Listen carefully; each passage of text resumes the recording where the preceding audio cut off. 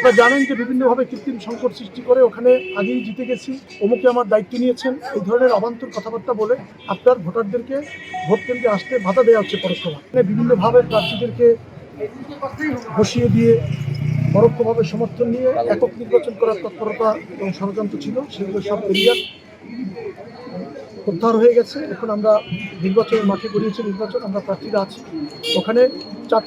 তিনটি দলের পাশাপাশি আমি নির্দলীয় প্রার্থী হিসেবে নির্বাচন করছি।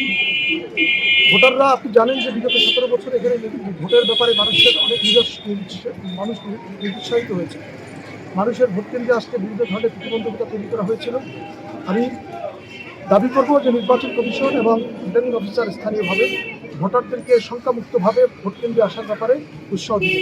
তার পাশাপাশি আপনারা জানেন যে বিভিন্নভাবে কৃত্রিম সংকট সৃষ্টি করে ওখানে আগেই জিতে গেছি, অমুকে আমার দায়িত্ব নিয়েছেন, এই ধরনের অবান্তর কথাবার্তা বলে আপনার ভোটারদেরকে ভোট কেন্দ্রে আসতে বাধা দেওয়া হচ্ছে পরোক্ষভাবে।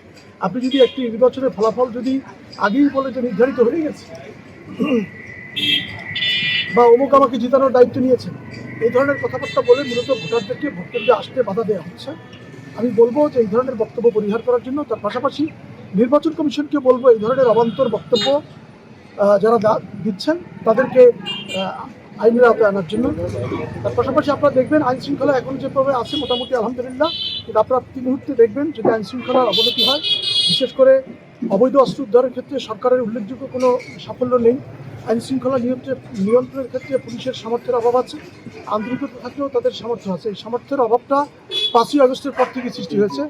আমি আশাবাদ ব্যক্ত করব যে নির্বাচনকে সামনে রেখে পর্যাপ্ত আইন শৃঙ্খলা বাহিনী, পুলিশের পাশাপাশি অন্য যে সমস্ত বাহিনী আছে তাদেরকে তারা কাজে লাগাবেন এবং সব কিছুর মধ্য দিয়ে আমরা একটি অবাধ এবং নিরপেক্ষ নির্বাচন এবং অংশগ্রহণমূলক নির্বাচন আশা করছি। আমি মার্কা পেয়েছি ঘোড়া। আপনি জানেন যে আমি পটুয়াখালী 3-এর বিএনপির বঞ্চিত এবং নিপীড়িত নেতাকর্মীদের অনুরোধের প্রেক্ষিতে তাদের প্রতিনিধি হিসাবে নির্বাচন করছি এবং তাদের দাবি দেওয়ার প্রেক্ষিতেই, দাবির আবেদনের প্রেক্ষিতেই আমি ঘোড়া মার্কা চেয়েছি এবং আলহামদুলিল্লাহ ঘোড়া মার্কা আমরা পেয়েছি।